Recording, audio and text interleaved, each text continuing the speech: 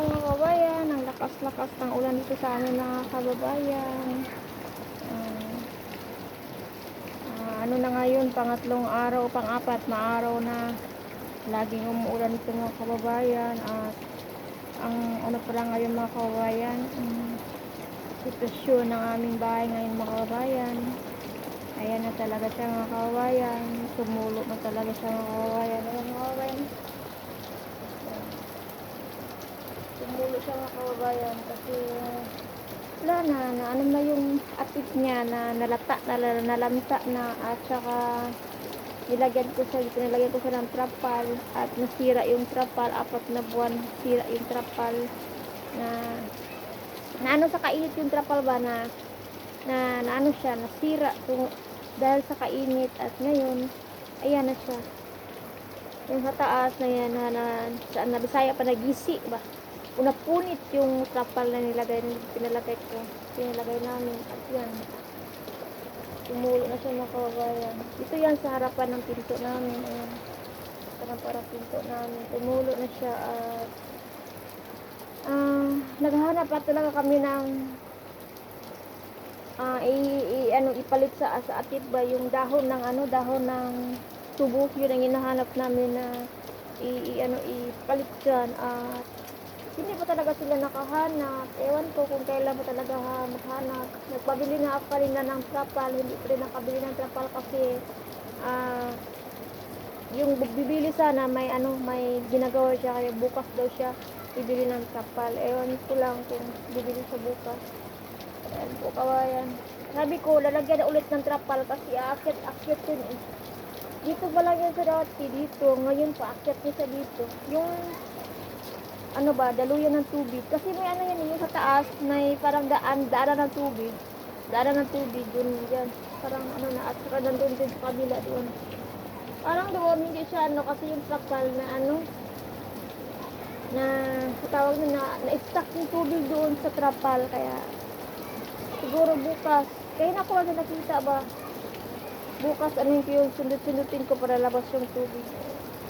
Yan mga kababayan, kagabi alam nyo mga kababayan, hindi ako masyadong makatulog kasi itong sitwasyon ng aming bahay ngayon mga kababayan. Sa loob ng bahay naman, okay naman. Yung dyan, banda, tulo yan. Pero okay ba naman yung trapal dyan? Hindi pa punit yung trapal dyan. Hindi pa naman sa loob ng bahay. Kaya ginaano ko talaga yung asawa ng pamangkin niya, nabilan niyo ako ng trapal. At maghanap pa yun ng pagpalit ng atip kasi hintayin niyo pa ba na lalala, di ba? Kasi kung ulan ng ulan, yung kahoy, yung kahoy malanta, ayan, babagsak yan. Ay, Diyos ko po. Ako, ewan ko mga kababayan, di ko grabe ulan ngayon, malakas ang ulan. Tingnan mo mga kababayan, malakas ang ulan. Malakas ang ulan ngayon. Kagabi, umulan din hanggang alas 3 ng gabi. Alas 3 ng umaga huminto yung ulan. Kaya ay, Diyos ko, nag-alala talaga ako mga kababayan. Kaya hintay-hintay lang ako. Hintay-hintay lang ako kailan makabili ng bagong trapal.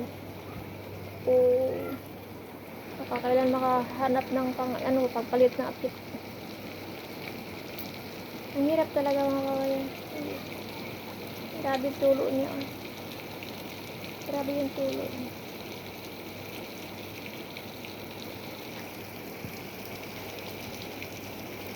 Meron man daw trapal doon sa kapatid niya, kaya lang ayaw ko. Kasi alam niyo ngayon, ayaw ko yung trapal na yun. Baka gagamitin nila yun. Hindi talaga baka, gagamitin nila yun. Baka gamitin nila, tapos nandiyan sa taas, anong gagawin ko? Tanggalin na naman yung trapal. Gusto ko nga akin yung trapal. Gusto ko ako bibili ng trapal para sa itakip ko sa bahay ko. Yun ang sinabi ko sa asawa ko kanina. Bakit? Pahiram nila yan. Hindi ba nila yun hindi ba nila gagamitin? Gagamitin din nila yun, di ba? So gusto ko na bibili ba? Magbigay naman ako ng pera pambili, sabi ko gano'n. Temporary ba, lagyan ng trapal. Kasi, yan nga, di ba? Lakas ng ulan, lakas din na ang tulo ng ulan.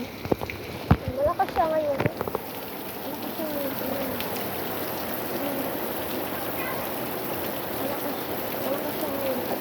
banda, yung tumulo na siya. Ayun. Tumulo din siya sa banda. Dati dito, maliit pa lang yan. Doon sa dulo. Sa dulo pa lang yan. Nung atakpan siya ng trapal, medyo ano siya. Ano siya. Ngayon, ayan na. Lumakas na siya. Ayun na po mga kabayan.